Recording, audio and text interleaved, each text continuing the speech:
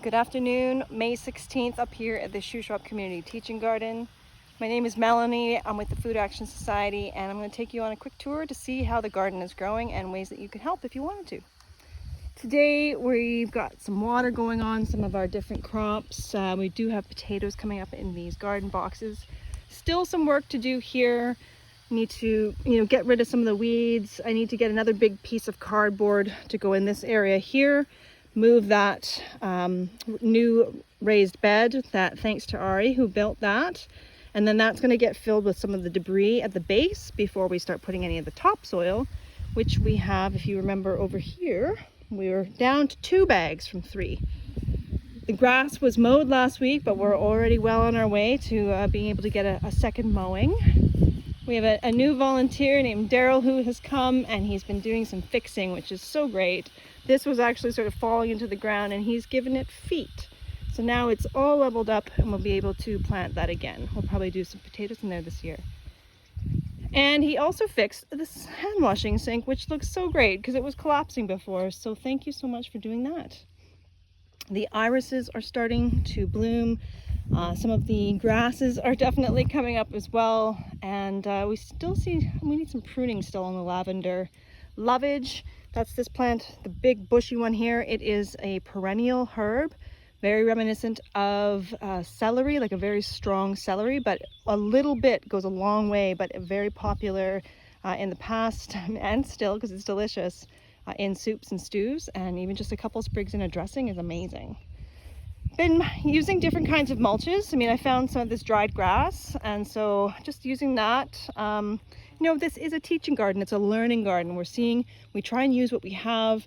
Anything that can break down into the soil is always a good thing, and anything that can help to protect the surface of this dry, sandy loam from our full sun all day long is a good thing. Our strawberry area has definitely gotten away, but I started to do some weeding today. The nice thing about it is that the weeds come up very easily.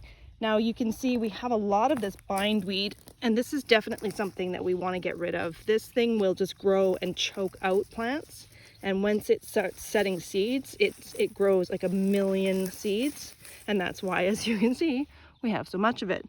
With all weeds, and a weed is an unwanted plant, but with all of them, if you want to try and maintain your garden, you got to stay on top of them before they go to seed.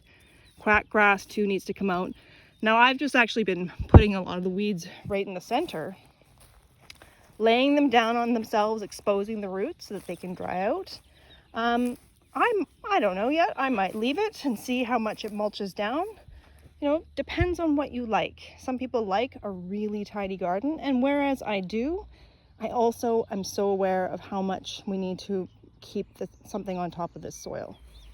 So today I did a new double bed. We got a donation of Brussels sprouts and some cauliflower. They were a little bit mixed up, so we're not sure which is which at the moment. But they'll grow how they'll grow, and it will all work out well. And so thank you to Greencroft Gardens for providing that. I also brought some new basil here. Didn't exactly have another place to put it, but it will work there. And the nice thing is I have some smaller sections of our pest netting, some smaller lengths. So actually I'll be able to put it over top of those brassicas to protect it from the moth, the caterpillar moth, cabbage moth, I should say, and protect those particular ones too. So now, as you can see, we still have this pest netting on top, but you can definitely see some of the carrot tops. This whole row of radishes is doing quite well. And this is really just to help us aid in germination. We have it over here as well. We're keeping the soil damp, and this is to help us to get some germination. There's beets over here, and I did see that some of them are poking up. Radishes, or not radishes, parsnips take around 20 days or so to germinate, so we'll see how that goes. But everything else, it's managing to get through. We have self-seeded lettuce in the back there. It's not on a drip line, and yet it's doing just fine.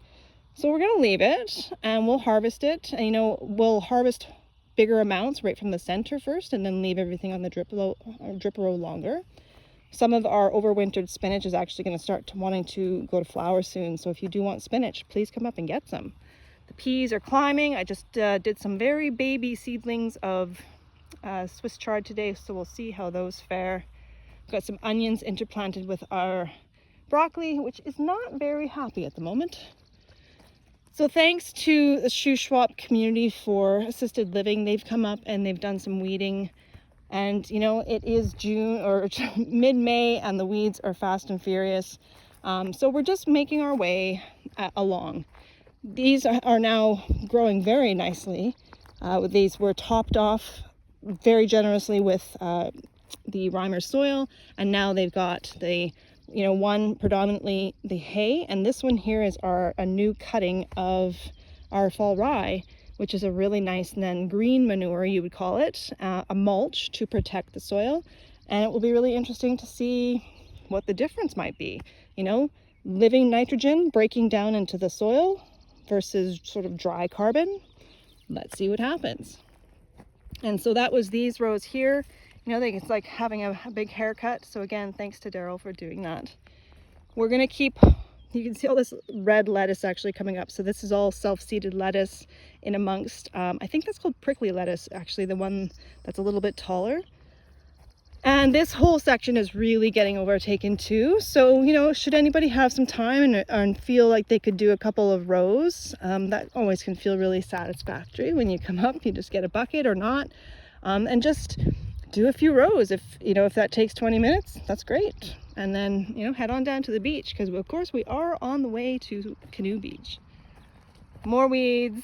So this whole section is pretty weedy. Still a lot of raspberry seedlings coming up. These here are actually dianthus, so little mini carnations. Those are meant to be there, but everything else is a weed. And we do have some onions though growing in these rows here. Onions and garlic is doing really well. And as you can see, Elle Marie has definitely been hard at work up here too. So she's using straw as rows and then doing her planting in her beds. Oh, I see a robin in the back. We've got beautiful sheep and there's new cows on the other side. So it's always very lovely to be up here. Some cosmos growing. So wood chips for some and straw for others. Hay for some. These are still breaking down into soil.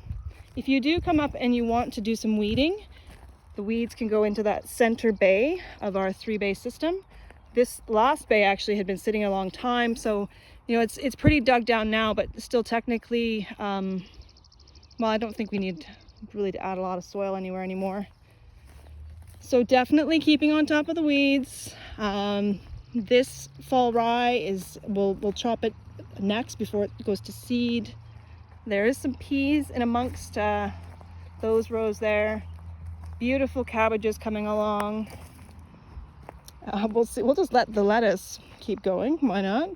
All of our perennials on the sides are definitely leafing out, starting to develop berries. There's currants and josta berries.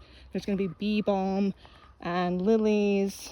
On the other side, the rhubarb is really taking off.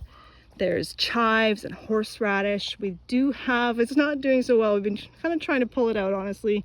Mint, and there was some lemon balm too. Pretty invasive.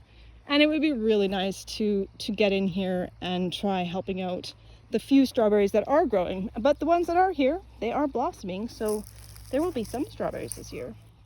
Just being really careful as pulling out any weeds to not pull out the strawberries at the same time. But it is growing. Things are looking good.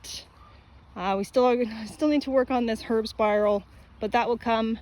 And we'll be planting up our pollinator garden for next Thursday, May 25th, when we have our potluck and our summer planting work bee. So that is the Shuswap Community Teaching Garden as of May 16, 2023. Should you wish to learn more and come up to the garden, you can contact myself, Melanie, projects@shuswapfood.ca, and we can get you set up to be a volunteer up here at the garden. Enjoy the great day and happy long weekend.